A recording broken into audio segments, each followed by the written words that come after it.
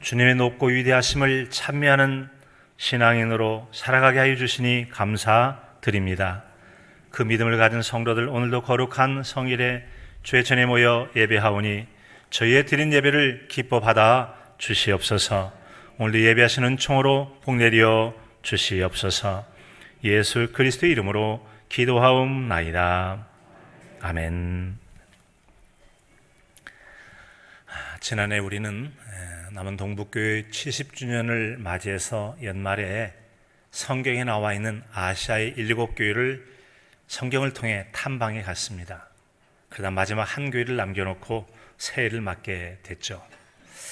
우리는 그 교회들을 탐방해 가면서 우리 자신의 신앙과 우리 동북교회 신앙공동체 신앙을 되돌아봤습니다.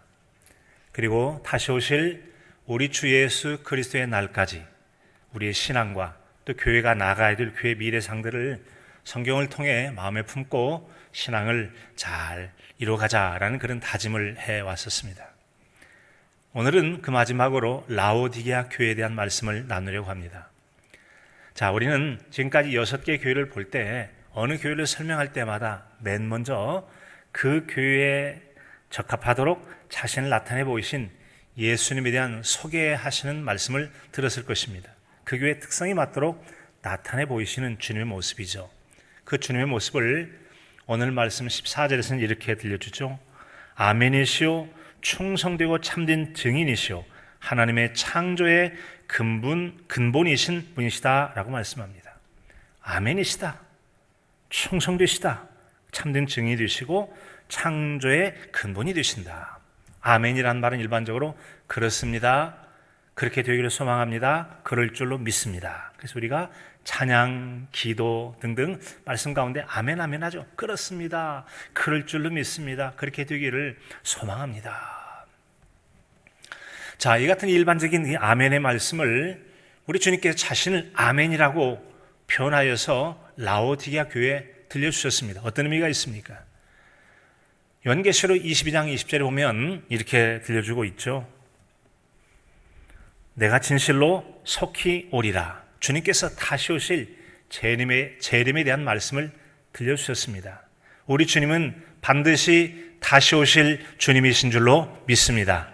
아멘이세요. 아멘이시기 때문에 반드시 오신다는 것이죠. 주님은 반드시 재림하세요. 그 주님께서 말씀하시기를 자신이 충성되고 참된 증인이라고 말씀하셨어요. 충성되고 참된 증인은 곧 우리 주님 예수 그리스도를 말씀하시는 거죠. 이 땅에 하나님 아버지께 번영을 받고 오신 예수 그리스도는 자신이 십자가 달려 죽으시기까지 자신을 희생해 가면서까지 참된 생명 구원의 진리 복음을 전파하셨습니다. 우리 주님은 순교자적 삶을 통해서 진실한 참 증인, 충성스러운 참된 증인으로 복음을 증거하신 우리 주님이신 줄로 믿습니다. 이 말씀은 곧 이제 우리가 살펴볼 라오디게아 교회의 신앙을 일깨우는데 도전이 되는 우리 주님의 모습으로 지금 나타내 보이신 것입니다. 다른 하나는 하나님의 창조의 근본이 되신다라고 말씀하시죠. 창조의 근본이 되신다, 창조 가운데 함께 하신 하나님으로서의 주님을 말씀하시는 거죠. 처음과 나중이요, 시작과 마침이 되시는 우리 주님의 절대적인 권세와 물론 모든 피조물들의 주인이 되시는 예수 그리스도를 말씀하시는 것입니다. 주님은 온 세상 만물을 창조하신 창조의 주님이십니다. 그러므로 주님은 부유하신 주님이시죠. 따라서 이 말씀은 세상의 것으로 자만해하면서 나는 부자다, 부족한 것이 없다, 자기 만족 가운데 빠져 있는 라오디게아 교회 성도들을 도전하고 있는 것이죠. 그들은 세상의 것으로 아무리 부자인들, 세상의 것으로 아무리 지위가 높아지고 성공했다 한들 모든 것에 창조자가 되어 주인 되시는 세상의 어떤 소유자, 어떤 많은 소유를 한 사람, 많은 걸 가진 사람과 비교할 수 없이 부유하신 주님 앞에 내가 이것을 가졌다고, 이렇게 높다고, 이런 능력이 있다고 자랑하고 과시할 수 있겠습니까? 그럴 수 없도록 압도적이 되신 분이 바로 우리 주님이시다라고 하는 것이죠. 이것은 곧 부요 가운데 생기를 잃어버리고 자만에 빠져있는 라오디게아 교회에 대한 우리 주님의 모습, 그 모습을 통해 그 교회에 교훈하시는 것이죠. 그 주님은 라오디게아 교회의 모든 성도와 사정을 다 아시는 분이라고 했습니다. 15절에 보니까 내가 내 행위를 아노니, 내 행위를 아노니. 우리 주님은 라오디게아 교회와 모든 성도들을 아셨습니다. 그 주님은 지금 남은 동북교회와 동북교회 성도들 한 사람 한 사람의 모든 사정과 형편을 다 아시는 똑같은 주님이신 줄로 믿습니다. 요한복음 10장에 보면 예수님께서 나는 선한 목자라고 말씀하시면서 목자는 양들을 안다고 말씀하셨어요. 그런 것처럼 우리 주님께서는 이 시대를 살아가는 우리 모든 신앙인들과 우리 동북교회를 속속들이 다 알고 계시는 분이시다는, 다 아시는 분이세요. 그 주님께서 라오디게아 교회를 쭉 봤더니 앞서 나왔던 6개의 교회 가운데는 잘한 점도 있고 못한 점이 있어서 칭찬도 있고 책망도 있고 그랬습니다. 물론 책망할 거 있어서 칭찬만 있던 2교회가 있긴 했습니다만 이 라오디게아 교회는 앞에 있는 6교회와는 좀 다른 점이 있었습니다. 한마디로 칭찬할 구석이 없이 책망만 있는 교회였습니다. 어떤 책망입니까? 15절의 말씀 보면 내가 차지도 아니하고 뜨겁지도 아니하도다. 내가 차든지 뜨겁든지 하기를 원하노라. 내가 이같이 미지근하여 뜨겁지도 아니하고 차지도 아니하니 내 입에서 너를 토하여 버리리라. 여러분, 예수님께서 자신의 피값 주고 세우신 이 땅에 세워진 교회를 향해서 주님께서 내 입에서 토하여 버리리라고 하는 무서운 책망이 말씀을 하셨습니다. 책망을 하셨다. 여기서 토해내다라고 하는 역겨워서 야 저리 가라 저리 가 멀리 밀치듯이 멀리하고 싶은 그런 교회였다. 아니 어떻게 나름대로 주님을 섬긴다고 섬겨갈 교회와 성도들 향해서 역겹다 역겨워 저리 가라 밀쳐내는 그런 교회가 되고 말았느냐는 거죠. 참으로 안타까운 교회가 아닐 수 없습니다. 그렇다면 왜 우리 주님께서는 이와 같이 그들을 책망을 하신 걸까요? 여러분, 이와 같은 이 이유가 있다면 그것은 바로 라오디게아 교회가 가진 문화적인, 사회문화적인 그런 배경들을 우리가 이해할 때 조금 더 이해할 수가 있을 겁니다. 이 라오디게아 교회는 여러 산업적인 면에서 경제적으로도 부유하고 안전하고 풍요로운 그런 도시였습니다. 하지만 한 가지 부족한 게 있다면 그곳에는 물이 좀 부족했어요. 그래서 한 10여 킬로 남짓 멀리 떨어지는 히에라폴리스라고 하는 지역에서 물을 끌어다가 써야만 했던 물이 부족한 그런 지역이 바로 이 라오디게아 교회 지역에 있다는 것이죠. 자, 그런데 히에라폴리스라고 하는 이 지역은 혹시 여러분 파묵칼레라고 그래서 그 터키에 가면은 하얀 그 산에서부터 그 석유수가 흘러내리면서 계단식 논처럼 생겨서 이 멋지게 흰 그 계단식 논처럼 생긴 그런 장면을 보신 적 있죠? 그것이 바로 유네스코 세계 복합 유산에 들어가 있는 그런 곳이기도 한데요. 그곳에서 뜨거운 온천수의 물들이 저기 이렇게 수로를 따라서 라오디게아 교회까지 이제 이동하게 되어집니다. 그런데 그 사이에 물이 식게 되어서 뜨거웠던 물이 이제 미지근하게 된 것입니다. 그뿐만 아니라 그 물 가운데는 석유 성분이 많이 들어있는 거죠. 지나게 되면 하얗게 되어지고 앙금이 많이 생기는 그런 물이었다는 거죠. 그런데 그 물이 사람이 마시기에는 미지근한 물로 마시게 되면 굉장히 속이 불편하고 잘못하면 토하게 되지는 구토를 일으키는 그런 물의 성분이었다고 해요. 물의 특성이 되었다는 것이죠. 자, 이런 것처럼 여러분 라오디게아 교회의 이들의 신앙이라고 하는 것은 우리 주님 보시기에 이 물이 역겨워서 구토를 일으키는 것처럼 그들의 신앙은 지금 주님 보시기에 역겨운 상태가 된 거죠.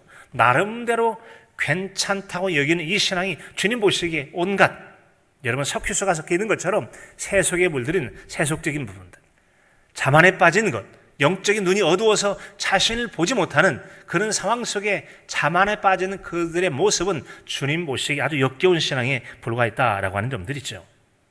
그런 점들을 17절에 보니까 내가 말하기를 나는 부자라 부유하여 부족한 것이 없다 하나 내 곤고한 것과 가련한 것과 가난한 것과 눈먼 것과 벌거벗은 것을 알지 못하는도다. 네가 지금 네 자신을 모르고 하는 얘기인데 스스로 아주 자만에 빠져 있구나. 어느 것 하나 부족한 것 없어 풍족하다고 여기지만 너는 영적으로 매우 가난하고 무지하고 헐벗었다 라고 지금 우리 주님께서 말씀하시는 겁니다. 자, 여러분 우리가 여기서 한 가지 생각할 점이 있죠. 신앙이라고 하는 것은 내가 생각하는 내 기준으로 만족하는 것이 아니라 우리 신앙의 여러분, 판단자가 되시는 우리 주님 보시기에 합당한 신앙을 간직하도록 힘써야 될 줄로 믿습니다. 내가 자만한다고 그 신앙이 괜찮은 게 아니라는 거죠. 어린아이들이 경연대회에 나가서 열심히 노래를 해요. 노래를 하고 난 다음에 나 1등이다 1등. 그건 지 생각이지. 여러분, 심사위원이 판단할 때 너는 이런 점이 잘했지만 이런 점은 좀 모자라. 그래서 너에게 1등상 주기는 좀 멀다. 다른 사람 1등상 주고 싶은데 자기가 생각할 때 자만해서 내가 1등이라고 생각할지 몰라요. 자녀들이 시험 보고 온 다음에 시험 잘 봤냐? 이번에 시험 잘 봤다고. 어쩌면 한 문제도 안 틀려서 100점 맞을 것 같다고. 그건 제 생각이지. 채점을 한 선생님 보시기에 보니까 요것도 틀렸고 요거는 반쯤 맞았고 요건 또 틀렸다. 이건 맞았다. 자기 생각과 기준에 맞다고 생각하는 게 맞는 것이 아니라 심사위원회 맞아야 돼요. 채점하는 선생님 맞아야 돼요. 우리 신앙은 우리 주님의 기준에 맞아야 좋은 평가를 받게 될 줄로 믿습니다. 근데 라오디게아 교회는 그러지 못했다는 거죠. 그러지 못했다. 그래서 그들이 책망을 들을 수밖에 없었던 거죠. 자, 이러고와서 우리 주님의 책망, 왜 우리 주님께서 그렇게 나름대로 열심히 신앙생활한다는 성도들을 책망하셨을까? 핵심 내용은 19절에 있는 말씀처럼 사랑함으로 책망하는 거죠. 물은 내가 사랑하는 자를 책망하여 징계하노니 라고 말씀하신 것입니다. 너는 이런 점들이 좀 문제가 있구나. 이 점만 고치게 된다면 훨씬 좋아지겠다. 잘해볼 수 있을 거야. 나아질 수 있을 거야. 책망의 문제는 비난하고 헐뜯는 것과는 개념이 다른 어떤 문제가 있는 것을 정확하게 알기 위해서 깨닫게 하고 난 다음에 그걸 돌이켜서 훨씬 나아지고 좋아지기를 위해서 책망하는 것이죠.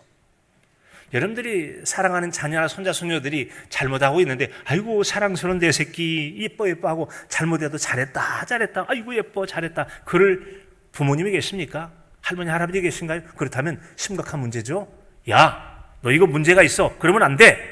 내가 너를 사랑하고 아낀다만 잘못은 잘못이야. 잘못된 거 고쳐야만 돼. 이렇게 하고 저렇게 다 책망 꾸짖어서 바른 방향을 제시해 주시잖아요.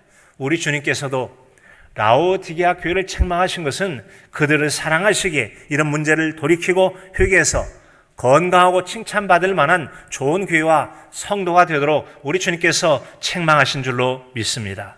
책망을 사랑으로 받으실 수 있기를 바랍니다. 이게 더 큰 사랑이라고 말씀하세요. 잠언서 27장 5절에도 보면은 면책은 숨은 사랑보다 낫다라고 그랬어요. 대놓고 잘못한 거 잘못했다고 지적하는 것이 뒤에서 잘했다고 사랑하는 것보다 차라리 낫다. 차라리 나은 게 뭐냐? 더 큰 사랑이 있다면 그것은 문제를 일깨워서 고쳐서 더 나은 사람으로 나아가도록 하는 것이 그저 잘했다라고만 칭찬하는 것보다 훨씬 나은 거라는 거죠. 사실 우리가 여러분 신앙 우리 자신을 돌아보면 어떻습니까? 우리 나름대로 신앙생활 잘한다고 열심히 하고 있습니다. 칭찬받을 것 많이 있을 것입니다. 하지만 또 주님의 눈에 보시기에 이런 점도 아쉽고 저런 점도 부족한 거 많이 있지 않겠습니까? 우리는 다 잘 모른다는 것이죠. 주님 말씀대로 한다고 하지만 어떤 때는 알고도 해가지 못하는 그런 부족한 부분도 많이 있는 거 아니겠습니까? 그에 비해서 우리 주님께서는 어떻습니까? 아멘이시오. 충성된 분이라고 말씀하고 주의 말씀 앞에 하나님 말씀 앞에 아멘이었습니다. 그렇습니다. 그럴 줄로 믿습니다. 라고 해서 말씀대로의 삶과 그 말씀에 대한 충성도는 십자가에 달려 죽으시기까지 나의 원대로 마오시고 아버지의 뜻대로 되기를 원한다고 충성하시던 분이시잖아요. 그에 비하면 우리는 많이 부족해요. 많이 부족할 수 있답니다. 그러다 보니 여러분 우리가 열심을 내지 못한 이 라오디게아 교회는 신앙이 어정쩡했던 것입니다. 이것도 아니고 저것도 아니고 어물쩡했어요. 분명한 태도를 보이라고 주님은 말씀하신 것입니다. 어떤 면에 우리 주님 보면 화끈한 편이시죠. 뜨겁든지 차갑든지 알아. 그게 뭐냐? 어정쩡한 그것도 뭐냐? 이것도 아니고 저것도 아니고 하려면 똑바로 하든지 안 하려면 말든지 태도를 분명히 취하라고 하는 것이 우리 주님의 말씀이라는 것이죠. 그렇지 않으면 내가 토해내버리겠다. 사랑하는 성도 여러분, 기왕 충성할 것 힘이 되는 데까지 최선을 다해 보시기 바랍니다. 힘이 되는 데까지 열심을 내보시기 바랍니다. 우리 주님이 그런 신앙 자세를 원하고 계신 것입니다. 그렇지 않으면 입에서 토해내고 싶다는 거죠. 역겨워하신다는 거죠. 밀쳐내고 싶다는 것이죠. 자, 뜨겁든지 차갑든지 알아. 차갑다. 죄에 대해서는 냉철한 태도를 가지고 안 돼. 죄는 모든 모양이라도 버리라고 하는 것처럼 멀찌개라는 것입니다. 죄악은 멀리 하실 수 있기를 바랍니다. 또 뜨겁든지 안 하고 그랬어요. 주님에 대한 신앙에 열심을 내려거든 열정적인 신앙을 가지고 열심을 내는 신앙생활을 하라. 이건 뭐 예수님 믿는 것인지 안 믿는 것인지 세상 사람들이 보기에는 믿는 사람 같은데 신앙 공동체 안에 제대로 된 신앙 가지고 보면 이건 믿음이라고 보기도 어려워요. 이건 믿는 것도 아니고 안 믿는 것도 아니고 그래서는 안 되겠다. 미직지근해서 이건 뭐죠? 여러분 하나님을 정말 열정적으로 믿는 것도 아니고 그렇다고 안 믿는 것도 아닌 그래서 아주 여러분 어정쩡한 미온적 소심한 태도를 보였다는 거죠. 주님 말씀하신 건 뭡니까? 주님을 향해서 열정적 신앙을 내든지 그리고 또한 죄악에 대해서는 철저하게 냉철한 마음으로 분별해서 멀리함으로 신앙인다운 경건성을 지켜가기를 원하시는 우리 주님 아니시겠습니까? 그런 신앙이 충성스러운 신앙이라는 거예요. 이에 비해서 라오디가 교회는 어떤 태도였습니까? 세상의 쾌락도 다 누리고 성경에서 말씀하신 그 좋다는 하나님 나라 천국도 가야 되겠고 한 발은 세상이 담궈놓고 있고 한 발은 신앙이 담궈놓고 이것도 아니고 저것도 아니고 그래서 두 가지를 다 취하려 하니 어느 곳에도 제대로 속해 있지 못하는 신앙이 중간지대에 있어요. 사실 신앙이라는 것은 중간지대, 회색지대는 없습니다. 이거 아니면 저거 아니면 이거 아니겠습니까? 분명한 신앙적 태도를 취하여 사실 수 있기를 바랍니다. 여러분 우리가 이 땅을 살아가는 신앙인으로서 세속에 물들지 않는 신앙인 바닷속에 살아가는 물고기가 살아있는 동안에 죽어버리면 소금물에 절여질지 모르지만 살아있는 동안에는 결코 그 살이 소금에 절여지지 않습니다. 살아있는 신앙인은 세속에 물들지 않는 경건한 신앙인을 지켜가야 될 줄로 믿습니다. 누구 하나 다 여러분 이런 죄, 거짓, 불의를 따르지 않고 하나님을 섬기는 신앙인답게 확고한 신앙이 가지고 분명한 태도로 신앙생활할 것을 지금 예수는 우리에게 촉구하고 계신 것이죠. 한마디로 주님은 두 주인을 섬기지 말라고 하지 않습니까? 세상이 우상 삼을 만한 재물, 명예, 지위, 권세, 쾌락 그런 것과 주님을 겸하여 섬길 수는 없다고 말씀하시죠. 둘 중에 하나다. 세상 것이냐 주님이냐 뭘 선택하시겠습니까? 주님은 분명하게 하나님을 섬기는 한 가지만을 선택하기를 원하셨어요. 세상 것은 다스려 가실 수 있기를 바랍니다. 오직 섬길 이는 주님밖에 없다는 거죠. 따라서 주님께서 교회와 성도들이 요구하시는 것은 주님께 대한 확고한 신앙과 사명에 대한 열정을 우리에게 나타내 보이기를 원하시는 것입니다. 굳건한 믿음으로 열정이 가득한 교회와 성도를 우리 주님께서 보기를 원하세요. 열정이 가득한 동복교회와 열정이 가득한 동복교회 성도들의 신앙을 우리 주님은 보기를 원하십니다. 보기를 원하십니다. 그런 모습을 보여주는 저와 여러분 우리 동복교회가 되기를 진심으로 소원합니다. 네, 우리 주님 오실 때까지 그렇게 한번 살아가 보자는 것이죠. 그러기에 우리 주님께서는 그런 마음을 가지고 저들의 책망도 하시지만 이렇게 했으면 좋겠다라고 문제에 대한 해결책도 또 제시해 주지 않습니까? 18, 19절에 보니까 내가 너를 권하노니 내게서 불로 연단한 금을 사서 부요하게 하고 흰옷을 사서 입어 벌거벗은 수치를 보이지 않게 하고 안약을 사서 눈에 발라 보게 하라. 무릇 내가 사랑하는 자를 책망하여 징계하노니 그러므로 내가 열심을 내라 회개하라. 같이 볼까요? 열심을 내라 회개하라. 우리 주님께서 방향제 세우지 않습니까?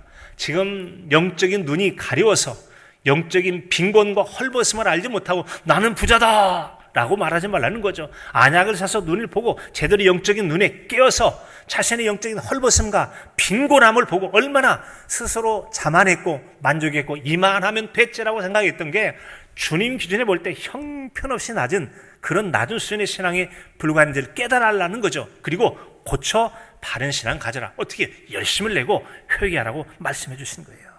우리 모두는 완벽할 수는 없습니다. 부족한 점이 많이 있잖아요. 그런데 우리가 문제가 있는 것이 문제가 아니라 그것이 문제가 아닌 건 아니지만 더 큰 문제가 있다면 문제를 그대로 방치하거나 문제가 있음을 알고도 개선하려 하지 않는 이것이 여러분 더 큰 문제 아닙니까? 그런 더 큰 문제에 빠져있지 말고 열심을 내고 회개하라고 말씀하세요. 회개하라. 고쳐 새롭게 하는 삶 아닙니까? 2022년도에 여러분 교수들이 선택한 그런 올해 사자성어는 과이불개라고 하는 것입니다. 잘못을 알고도 고치려 하지 않는다. 여러분 사유가 잘못된데 잘못을 알고도 고치지 않아요. 정치가 잘못된 줄 알고 고치지 않아요. 성도가 신앙이 문제가 있는 줄 알고도 고치지 않는다. 문제도 문제지만 문제를 방치하고 더 키워가는 게 더 큰 문제 아닙니까? 더 큰 문제라는 것이죠. 그러지 말라는 것이죠. 그래서 우리에게 여러분 이제 세상 속에서 손가락질 말고 지적하는 그런 상황에 빠져 있지 말고 그대로 내버려둬서 악화시키지 말라는 것이죠. 자정작용하듯 정화하듯이 나아지고 개선되고 변화돼야 돼요. 우리에게는 우리가 만일 우리 죄를 자백하면 저는 미쁘시고 의로우사 우리 죄를 사하시며 모든 불의에서 깨끗하게 하실 것이요. 회개한다면 우리 주님은 우리의 죄를 깨끗하게 과거는 어떻든지 간에 용서해 주시고 새롭게 살 은혜의 기회를 허락해 주시는 줄로 믿습니다. 그 주님 믿고 소망 가운데 나가보자고 하는 거 아니겠습니까? 자, 그래서 여러분 우리는 신앙생활 때 내가 하고 싶은 대로가 아니라 주님의 뜻에 합당한 신앙생활 하는지를 돌아보면서 좋고 건강한 신앙이란 뭐겠어요? 내 열심대로 하는 것이 아니라 주님 기준에, 주님 말씀에, 주님께 원하신 뜻에 합당한 그 주님의 원하심에 맞춰 신앙생활하는 것이 신앙생활을 잘하는 것이고 칭찬받을 만한 신앙이 된다는 거죠. 그런 신앙에 열심을 내보라는 것입니다. 그런 성도라면 아무리 그동안 칭찬거리가 없다 할지라도 약속을 주시고 그들에게 복을 누리도록 우리 주님은 안내해 주실 것입니다. 오늘 말씀 20절에 보니까 볼지어다 내가 문 밖에 서서 두드리느니 누구든지 내 음성을 듣고 문을 열면 내가 그에게로 들어가 그와 더불어 먹고 그는 나와 더불어 먹으리라. 우리 주님께서 함께 해주시고 더불어 먹는 주님의 누림의 복을 누릴 수 있도록 허락해 주시겠다는 겁니다. 그러므로 과거만을 탓할 필요가 없습니다. 과거는 과거고 이제부터라도 새롭다면 새로운 기회를 주시겠다고 하는 것이 주님께서 문 밖에 서서 두드리는 음성으로 우리를 새롭게 초청해 주신 거 아니겠습니까? 어떻게 하면 우리가 문을 열고 주님을 초청하는 것이 되겠습니까? 오늘 내게 들려지는 주님의 음성이 무엇인지를 다시 한번 듣고 자신의 마음을 두드리는 주님의 두드림에 마음을 여시고 주님을 영접하여 모셔드리는 은혜가 있기를 진심으로 축복합니다. 오늘 어쩌면 주님께서 말씀하실 것 없습니다. 너 주일 성수 똑바로 하고 있느냐? 주일 성수에 대해서 마음의 문을 두드리는 분이 계실지 모르겠습니다. 너 받은 은혜에 대해서 내게 계신 주의 은혜를 무엇으로 보답하고 봉사하고 충성하는 그런 마음에 대해서 문 두드릴지 몰라요. 헌신하는 마음에 대해서 문을 두드리고 계실지도 모르겠습니다. 주님 앞에 드려야 될 물질에 대해서 주님께서 여러분 마음을 두드릴지 모르겠어요.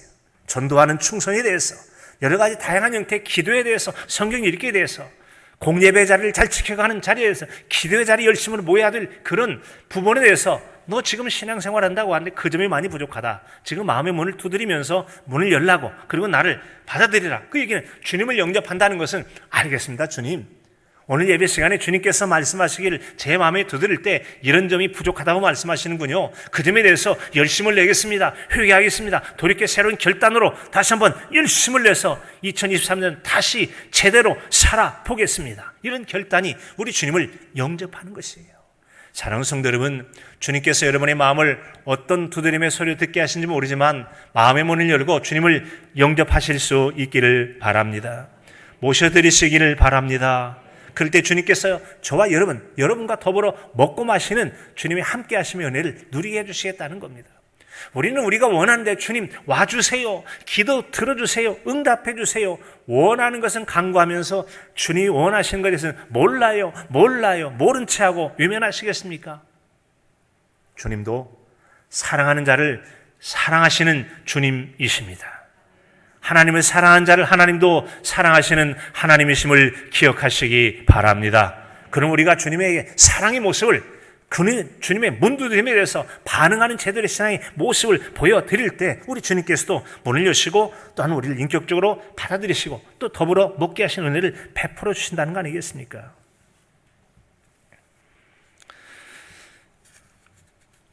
우리가 철저한 십자가의 신앙 가지고 자신을 부인하고 자기 십자가를 지고 나를 따라 말씀하셨다면 세속에 물든 부분들 단호하게 떨쳐버리십시다. 그리고 주님 앞에 부르심에 향해 다해서 십자가를 지고 주님 앞에 나아가는 모두였으면 참으로 좋겠습니다. 주님 그런 성도를 기대하고 기다리고 계실 줄로 믿습니다. 주님 말씀하셨잖아요. 수고하고 무거운 짐진 자들아 다 내게로 오라. 내가 너희를 쉬게 하리라. 내 멍에는 쉽고 내 짐은 가볍다고 말씀해 주셨습니다. 주님의 짐은 가볍다고 말씀해 주셨습니다. 가벼워요. 특별히 우리가 신앙이 돼서 헌신이 돼서 충성이 돼서 예배 돼서 미직지근한 신앙을 멀리하고 세상에 대한 어정쩡한 태도를 분명히 해서 죄악은 멀리하고 하나님에 대한 열심에 대해서는 충성스럽게 열정적 신앙을 내보라는 것이죠. 특별히 여러분 요한계시록 2장 10절에 보면 칭찬만 있었던 서문학교에 대한 말씀, 죽도록 충성하라. 그러면 생명의 관을 내게 주리라. 죽도록 충성을 한번 결심해 보시기 바랍니다. 그럴 때 여러분 생명의 관을 주시겠다고 말씀하지 않으셨습니까? 사실 우리 주님도 열정적인 분이셨지 않습니까?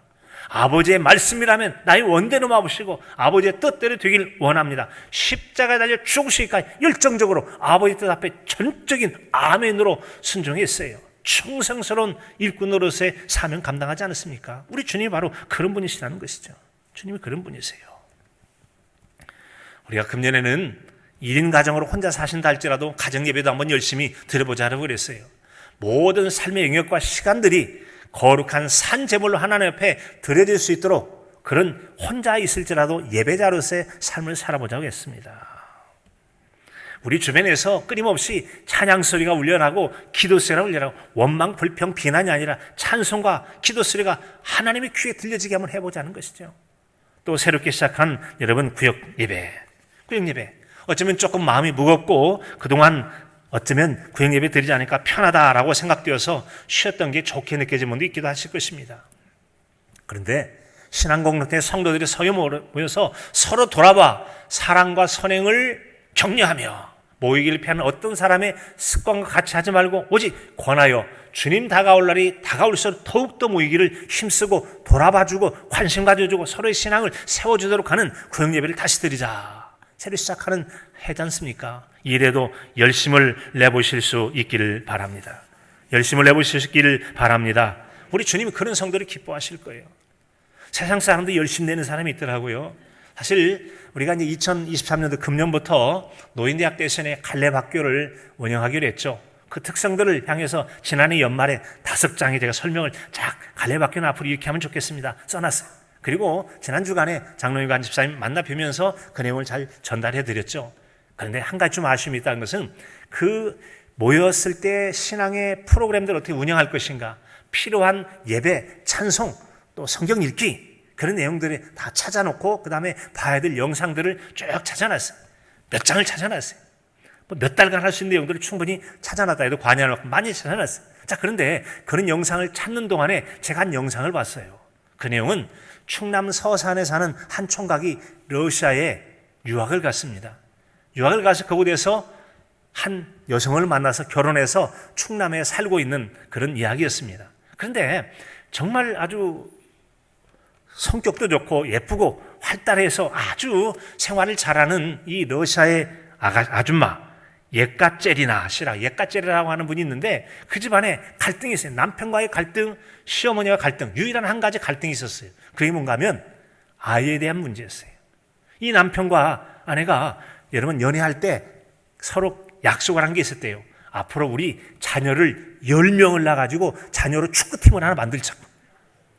그래서 결혼해서 지금 애를 셋을 낳고 잘 키우고 있어요. 그런데 이 부인의 소망이 뭐냐면 애를 하나만 더 갖자고는 남편이 죽어라도 않는데 나 지금 힘들어. 시어머니도 얘기해. 야, 너 한국 상황을 알아야 된다. 애를 밥만 먹어가지고 키우는 것도 아니고 애들 키우는 다음에 학비 뒷돈 내려면 보통 어려운 게 아니게 그만 낳아. 아니에요. 약속했으니까 낳아야 돼요. 10명은 낳아야 돼요. 축구팀은 만들어야 돼요.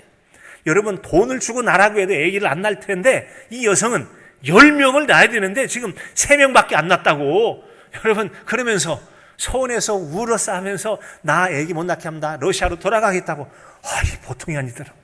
그 내용 결과적으로 끝내 뭐냐면 러시아까지 다녀오고 난 다음에 넷째기를 허락했다라고 하는 내용이 그 내용입니다. 아이 넷째를 갖기 위해서 열정을 다하는 이 예까제리나 씨의 열정을 보면서 참 대단한 열정이라는 생각이 들었습니다. 세상의 모든 열정을 다 잘했다고 칭찬할 수는 없죠. 어떤 한 분이 그런 얘기를 하더라고요. 자신은 아주 열정 있는 인생을 살았대요. 어떤 인생? 초등학교 다닐 때는 무협지라고 그래서 만화방에 가면 그냥 온통 막 열심히 읽었대요. 그냥. 그래서 그 만화가게가 아저씨가 자기 때문에 새 책을 가져야 될 만큼 안 읽은 책 없이 다 읽어버렸대요. 중학교 때 들어가면 열심히 막 탁구를 쳤대요. 탁구를 그냥 공부는 뒤라고 열심히 친구들하고 탁구만 쳤다는 거예요. 고등학교 들어가지고는 중창단을 만들어서 막 하고 이 교회 저 교회 다니면서까지 중창을 했대요. 대학 들어가서는 당구를 열심히 쳤대요. 공부는 안 하고 당구 열심히 치고 3학년 때 가서는 또 밴드부를 만들어가지고 막 두드리고 노래를 열심히 했다는 거예요. 그러는 중에 예수님을 인격적으로 만나게 된 거죠. 예수님을 믿는 믿음의 세계가 뭔지 영적 세계에 대한 은혜를 깨닫게 된 거예요. 그거 보니까 내가 지금까지 뭐하고 열심히 살았는지 열심 자체는 가치 있어 보이지만 그러지 않아도 될 만한 것에 너무 많은 시간을, 너무 많은 열정을, 너무 많은 에너지를 쏟았던 걸 생각하니까 후회가 참 많이 들다는 것이죠. 사랑하는 성도 여러분, 우리가 열심히 사는 것, 무엇을 먹을까, 무엇을 입을까, 무엇을 마실까 필요해서 열정적으로 사실 것입니다. 그런데 그러는 중에 어떤 것들은 굳이 꼭 그렇게까지 열심을 내지 않고 정말 제대로 된 것에 집중해서 열심을 내야 될까 열심을 내지 못하는 그런 점들이 있지는 않습니까? 세상 모임에 다 쫓아다니고 무엇에 열심 내고 내가 하고 싶은 거 다 하느라고 예배 자리는 빠지고 기도 자리 빠지고 하나님 앞에 봉사하고 헌신하고 성경 읽고 예배하는 자리에 소리하고 있지는 않는지, 그렇다면 열심을 내긴 내는데 세월이 지난 다음에 후회가 남는 그런 열심 아니겠습니까? 우리 주님 나중에 모르실지 모르겠습니다. 찬송가 311장에 보면 내 너를 위하여라는 찬송이 있어요. 내 너를 위하여 몸 버려 피 흘려 내 죄를 속하여 살 길을 주었다. 널 위해 몸을 주건만 너 무엇 주느냐? 널 위해 몸을 주건만 너 무엇 주느냐? 주님께서 나는 널 위하여 십자가에 달려주니까 열정적으로 너를 사랑했다. 그런데 너는 나에 대해서 미직지근한 사랑으로 그렇게 하고 있을 거냐? 라고 주님께서 묻지 않으시겠습니까? 그때 어떻게 대답하시겠어요? 아름다운 노년이라는 책을 쓴 제임스 패커라고 하는 분은 몸이 노쇠해져도 하나님을 향한 열정을 잃어서는 안 된다라고 그랬어요. 세월 지나면 몸이 노쇠해져요. 기억력도 약해지고 근력도 약해지고 몸을 할 수 있는 것들은 젊을 때처럼 하지 못할 수 있다는 거죠. 그럴지라도 하나님을 향한 열정만큼은 잃어서는 안 된다. 이것이야말로 그리스도인이 늙어가는 그리스도인의 소명이다, 특수한 훈련이다. 소명이다, 훈련이기 때문에 노년까지 열심을 내라고 말씀하고 있어요.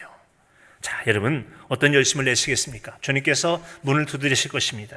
어떤 분은 기도에 대해서, 어떤 분은 전도에 대해서, 어떤 분은 성경 필사에 대해서. 특별히 지난해 여러분 성경 필사 정말 많은 분 귀하게 하셨는데 한 장로님 같은 경우는 여러분 어때요?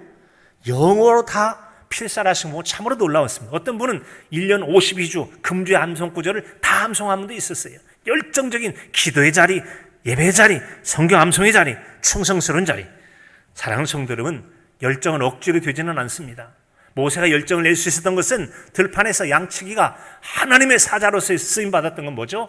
내게 주신 하나님의 사명을 발견하고 그곳에 불을 붙였을 때 열심을 냈습니다. 애들도요, 뜯어 말려도 못하는 거 뭐죠? 열정이 있기 때문에 그런 거죠. 하나님께서 우리에게 신앙을 향해서 저와 여러분 사이에 주신 열정이 무엇입니까? 다시 한번 이 주간에 내게 주신 사명의 불꽃을 발견하고 불로 밝혀서 열정을 회복하고 회개함을 통해서 열정적 신앙으로 주님 두드림에 응답하여 주님과 더불어 먹고 약속하신 보좌에 앉는 복 있는 저 여러분의 아름다운 신앙이 될 수 있기를 간절함으로 축복합니다. 하나님,